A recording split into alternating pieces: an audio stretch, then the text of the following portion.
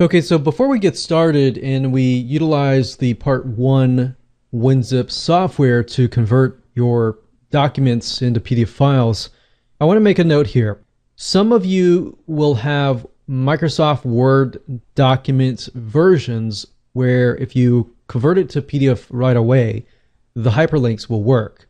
But some of you will have outdated versions of Microsoft Word, or you're using something else like Pages or a different word processing system. And if you are, that's fine. Then you can utilize the specific strategy. But I wanted to make that note first that some of you, if you convert it to PDF and it works, great. You don't really need to go out and buy these softwares. But if you convert it to PDF and you're utilizing an outdated version of the software, and you're having problems to get the hyperlinks to convert over to work in the PDF version, then this is the only time that you really will need the Part 1. Now, the Part 2, which deals with image PDFs, infographics, and things like that, you will need to have that piece of software. Okay? So, that note aside, what we can do is whether you're using Microsoft Word or Pages or OpenOffice, as long as you've hyperlinked it within here, all you need to do is go to winzip.com. That's WINZIP.com. Now, winzip.com, the nice thing about this is that you can do much more than just convert. You can add watermarks. So if you want to brand your file, you can do that. You can also automatically resize photos.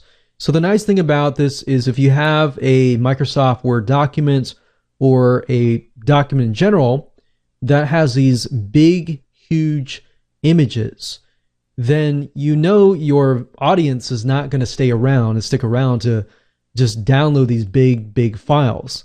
So what you can do with WinZip is you can automatically resize these big images. So it goes much further than just hyperlinks. And that's the reason why I wanted to show you this avenue. So as you can see here, WinZip 20, you can zip, unzip, you can convert to PDF, you can do all these other things. Now they have different versions. They have standard version and pro version.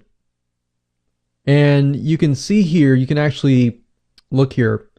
As far as PDF goes, you can create read-only PDFs. So if you want people and to prevent them from copying your content, you can actually do this. So like I said earlier, you can save a regular Microsoft Word document as a PDF file just utilizing the Microsoft Word system.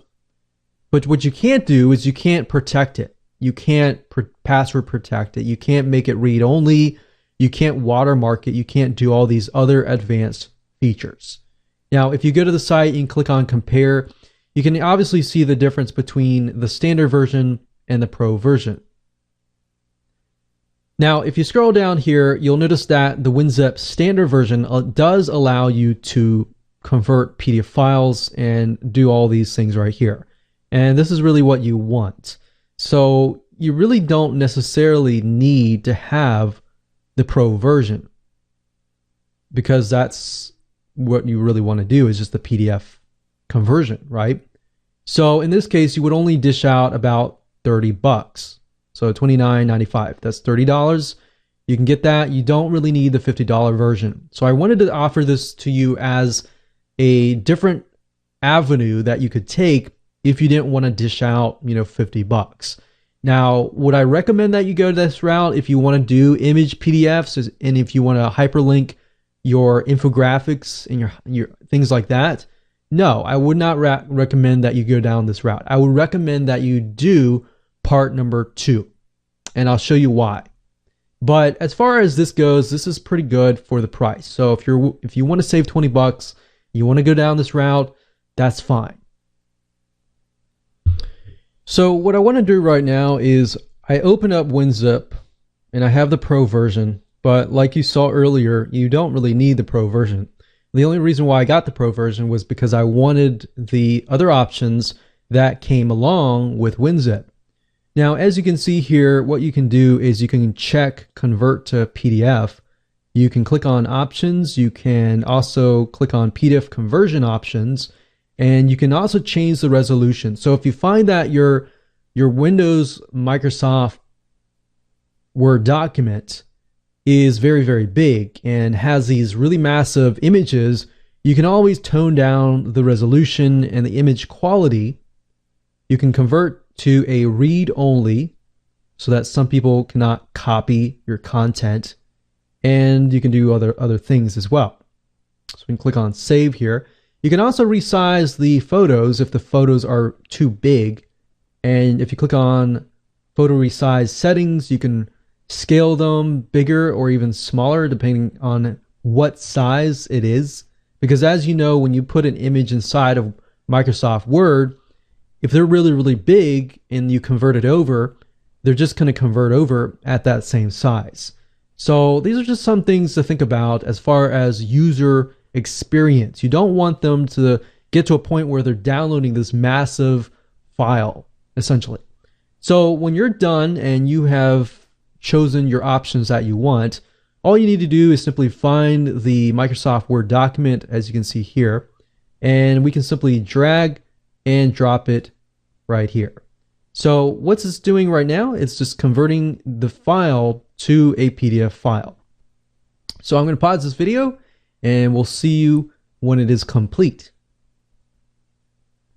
So actually it just finished just right now, and you can see your files have been converted. It has tried to compress it because it is WinZip. And that's the nice thing about using WinZip, is it does try to compress it a little further. So this is our PDF file, and I'm just going to drag it over here. And if we double click this PDF file here, we can see that the link is hyperlinking and it goes to Google. And there we go. So that works perfectly. That's the first option that you can take to convert your Microsoft Word documents to PDFs if you have basic hyperlinks and you want to save money and you're on a budget. Now, do I recommend this route if you can spend a little bit more money, maybe an extra 20 or 30 bucks? No, I recommend that you go on to the next video and try that, because what I'm about to show you is a software that is as powerful as Adobe Acrobat Pro, which costs about $400 to $500. And instead of spending that amount, you're going to spend a lot less. There are other softwares out there that I have tested that are just as expensive or more, that are about $100 to $200 to $300. This software I've used well over a decade, and it's one of the original softwares out there, and in my opinion, is one of the best. And it'll allow you to create hyperlinks for infographics, for images, and for any spot on the image that you want. So with that said, let's move on to the next video.